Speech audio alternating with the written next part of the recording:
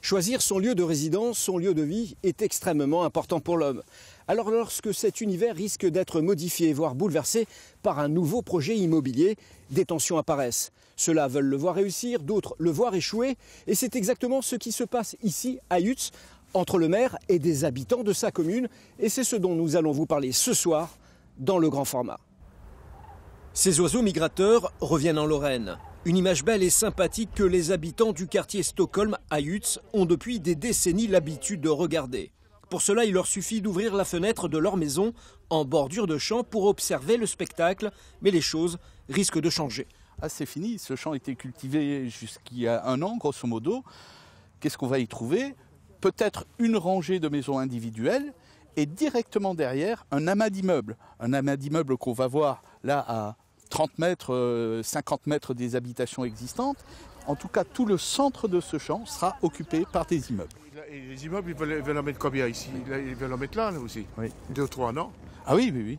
On pensait, quand on a acheté, la mairie nous avait averti que c'était une zone résidentielle. Et à présent, on se voit dans une zone qui va avoir des immeubles de chaque côté.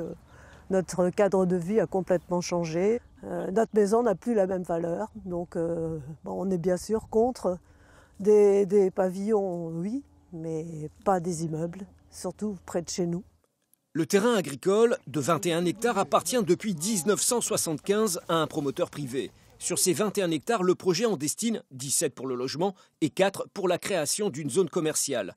Résidence, plus immeubles, plus commerce, plus logements sociaux donnent comme résultat la création du collectif Défi. Un rassemblement qui a pour vocation de s'opposer à ce projet en l'état. Alors on se mobilise, affiche et pétition à l'appui. C'est quel numéro encore ici? Le 13, 13. parce que chez moi c'est le 11.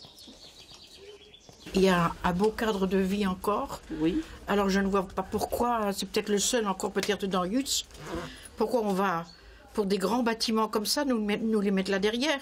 Qu'on nous mette des jolies petites maisons, d'accord, mais pas des immeubles tout de même. Voilà, ça nous coupe la vue. On est devant le fait accompli. Voilà, on n'a pas été consulté.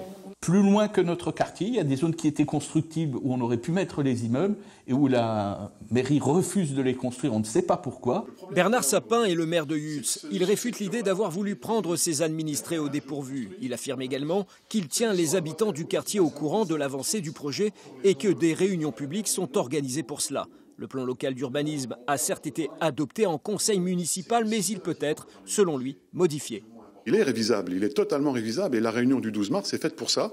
L'aménageur va écouter, comme nous, on va se mettre ensemble, à 3, les 3 parties, pour discuter ensemble et voir éventuellement toutes les révisions possibles sur ce projet. Les petits immeubles prévus ne devraient pas dépasser les 12 mètres de haut et se situeraient à 80 voire 100 mètres des premières habitations.